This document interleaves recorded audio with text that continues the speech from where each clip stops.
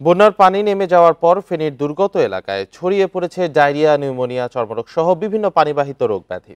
এ নিয়ে বিস্তারিত জানাতে ফেনী থেকে যুক্ত হয়েছেন সহকর্মী সমীর উদ্দিন। সমীর, পানিবাহিত রোগে কারা অর্থাৎ কোন বয়সী মানুষ বেশি আক্রান্ত হচ্ছেন, পরিস্থিতি কি নিয়ন্ত্রণে আছে কিনা?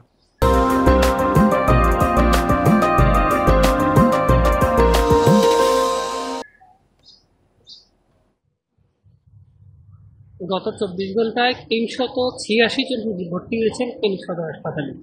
এদের অধিকাংশ হচ্ছে বৃদ্ধ এবং শিশু। তো শিশু ওয়ার্ডে আসলে সেই পরিমাণ জায়গা সংকলন হচ্ছে না, পরবর্তীতে তাদেরকে এক্সটেনশন করা হয়েছে। এছাড়া ডায়রি ওয়ার্ডে পর্যাপ্ত পরিমাণ জায়গা না থাকার কারণে এই ডায়রি ওয়ার্ডটিকে নতুন ভবনের ষষ্ঠ তলাতে বড় পরিসরের জায়গাতে তাদেরকে স্থানান্তর করা হয়েছে। গত দুদিন আগে আমরা দেখেছি এখানে এই পরিমাণ রোগী আসছে যাদেরকে আসলে সিটে রেখে মানে বেডে রেখে তাদেরকে স্বাস্থ্যসেবা দেওয়া হচ্ছিল না বিধায় আর বেডের সংকুলন না থাকায় তাদেরকে খোলা আকাশের নিচে তাদেরকে চিকিৎসা দেওয়া হয়েছে। এখন পরিস্থিতি আসলে আরো ভয়াবহ দিকে যাচ্ছে। বেশিরভাগ হচ্ছে শিশু এবং বৃদ্ধরা। এদের মধ্যে চর্মরোগের সংখ্যাও বেশি, যারা আসলে ভর্তি হতে হচ্ছে না তাদেরকে চিকিৎসা দেওয়ার পরে এবং প্রেসক্রিপশন করার পরে তারা আসলে চলে যাচ্ছে। আর বেশিরভাগ যারা শিশু তাদের আসলে মানে কলেরা জাতীয় বিষয়টাও অনেক সময় দেখা দিতে পারে বলে আমাদেরকে এখানকার যে স্বাস্থ্য বিভাগের লোকজন তারা জানিয়েছেন। এছাড়াও সাপে কাটা রোগীর সংখ্যা গত রাত থেকে এই পর্যন্ত প্রায় ৫ জন রোগী ভর্তি হয়েছেন। এটি একটি আশঙ্কাজনক ব্যাপার যে সাপে কাটা রোগী আছে।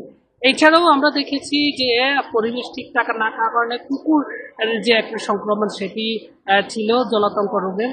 সেখানে কুকুরের যে কামড়ে তাদেরকে যে ভ্যাকসিন দেওয়ার কথা, এই ভ্যাকসিনগুলো দিতে পারছে না। আমরা বলেছিলাম যে আসলে ভ্যাকসিন কেন দেওয়া যাচ্ছে না, তারা বলছে আসলে সরকার পক্ষ থেকে সেন্ট্রাল থেকে আসলে এই কুকুরের কামড়ের যে ভ্যাকসিনগুলো এইগুলো দেওয়া হচ্ছে না, যেটা আসলে সংকটে পড়েছে। রোগী যারা আসছে তারা বাইরে থেকে কিনে তারপরে দিতে হচ্ছে। তারা বলছে যে একটি ভায়াল ৪ জনকে দিতে হয়। এখানে যারা রোগীরা আসে তারা একটা ভায়াল কিনে ৪ জনে শেয়ার করে তারপরে এই কুকুরের কামড় রোগীর যে ভ্যাকসিনটা সেগুলো দিচ্ছে। এছাড়াও যদি আমি আপনাকে বলি যে ফেনীর আসলে এই যে বন্যায় অবস্থা খুবই ভয়াবহ। সবচেয়ে বেশি ক্ষতিগ্রস্ত এখন হচ্ছে সোনাগাজী অঞ্চলে।